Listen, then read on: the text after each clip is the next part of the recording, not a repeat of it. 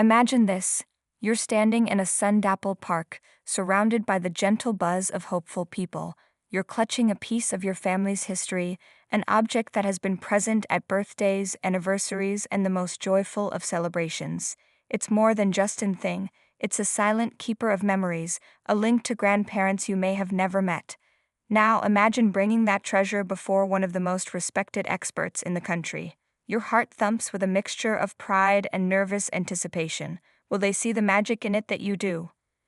This was the very scene for one lucky guest on a recent episode of the BBC's beloved Antiques Roadshow. The show had set up its familiar marquees in the stunning Lister Park in Bradford, Yorkshire, and the air was thick with stories waiting to be told. People brought in everything from dusty paintings found in the attic to peculiar trinkets that had served as doorstops for decades. Among them, a gentleman presented a truly remarkable item to master gunsmith and firearms expert, Robert Tilney, a magnificent miniature cavalry sword. This wasn't just any old blade. Its provenance was the stuff of dreams. It was commissioned and gifted by none other than Queen Victoria herself. You could almost feel the weight of its history just by looking at it. Tilney, a man who has seen countless historical weapons, was visibly in awe. He handled it with the reverence it deserved, his eyes tracing the fine craftsmanship, his mind calculating its journey through time. The guest and his family, understandably, were beaming. They knew they had something special. But they had no idea just how special, or how dangerously they had been treating it. After admiring the sword's regal origins, Tilney's expert gaze sharpened. He looked up at the guest, a friendly but serious question forming on his lips. It was a question that seemed to come from left field, a query that hung in the air with unexpected weight. "Has it ever been used for cutting wedding cakes?" he asked.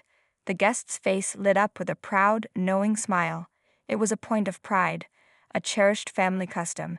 "Yes," he admitted warmly, "at all family weddings." The camera zoomed in, capturing a moment of pure, innocent joy. Here was an object not locked away in a dusty case, but one that was a living, breathing part of the family's celebrations.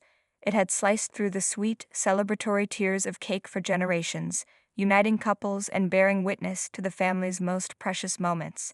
It's the kind of tradition that makes an heirloom feel truly alive. But then, the atmosphere shifted.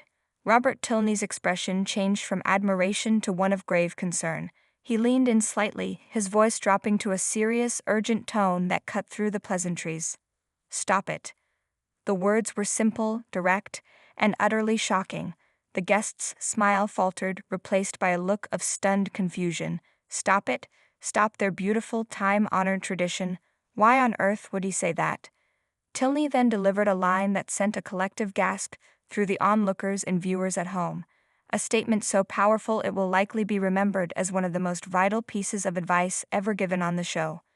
"Cutting wedding cakes," he warned, his voice firm, "has ruined more sword blades than warfare." Let that sink in for a moment. More than the clash of steel in battle, the parry and thrust of combat, the very purpose for which a sword is forged.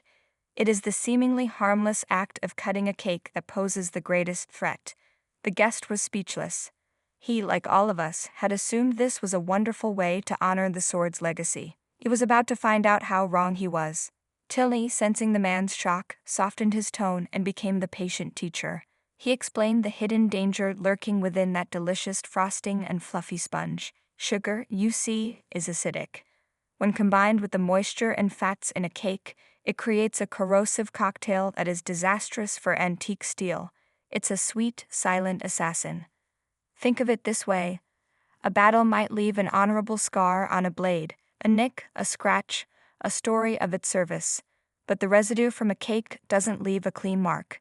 It clings, it seeps, and it begins a slow, insidious process of decay.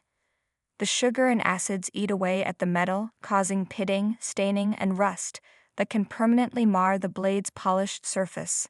Over time, this sweet tradition was literally erasing the sword's history and integrity, one happy occasion at a time. Seeing the genuine dismay on the guest's face, Tilney offered a compassionate compromise. "If you really feel that you must," he conceded, understanding the deep emotional pull of family tradition, "and I advise against it. They must be cleaned assiduously afterwards." Assiduously, it's a powerful word. He didn't mean a quick wipe with a napkin. He meant a meticulous, painstaking cleaning process.